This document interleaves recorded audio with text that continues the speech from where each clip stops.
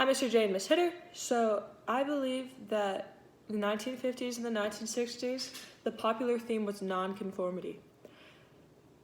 Even though we listened to that song, Little Boxes, I believe that there was immense nonconformity during this period of time.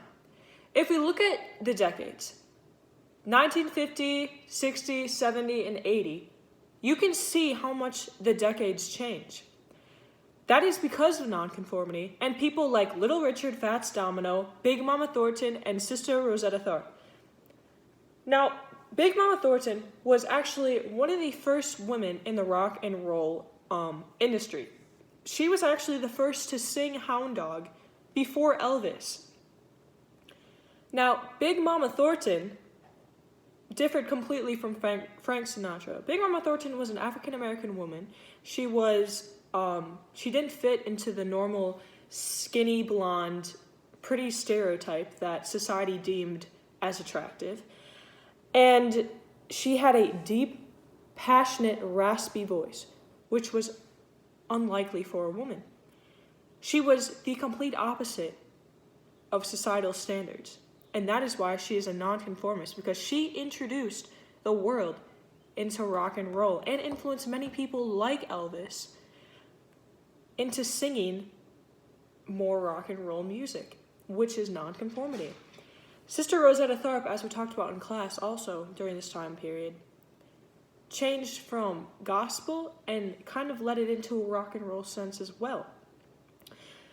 Look at Fats Domino versus Hank Williams. Fats Domino has a completely different rhythm, completely different tone than Hank Williams does.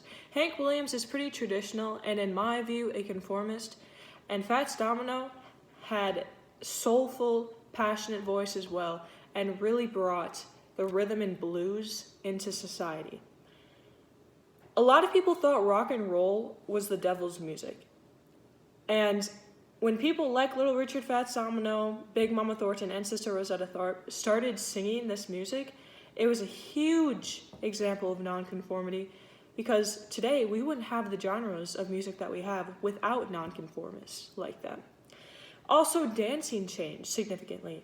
With the changing of the music because of the nonconformists, people began dancing more explicitly, more scandalous, according to the older generation, who danced more to like Frank Sinatra, per se.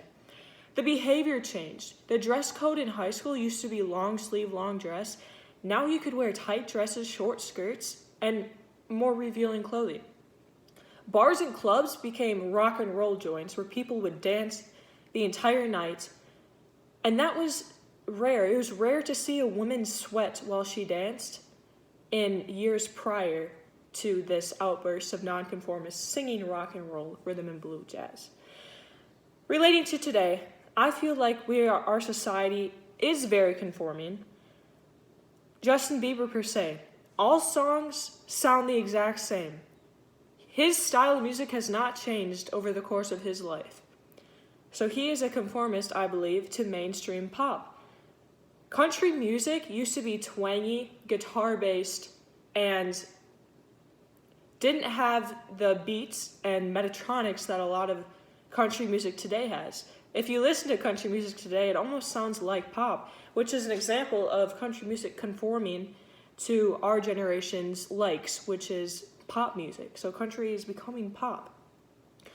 For example, Madison Beer, Nessa Barrett, Billie Eilish all have the exact same tone, the exact same voice, and they're all pretty much popular because of that.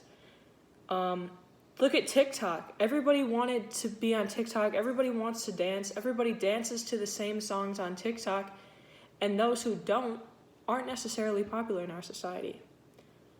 I think we went from nonconformity in the 1950s to a place where we have a lot of different genres, but they're all kind of mashed into one.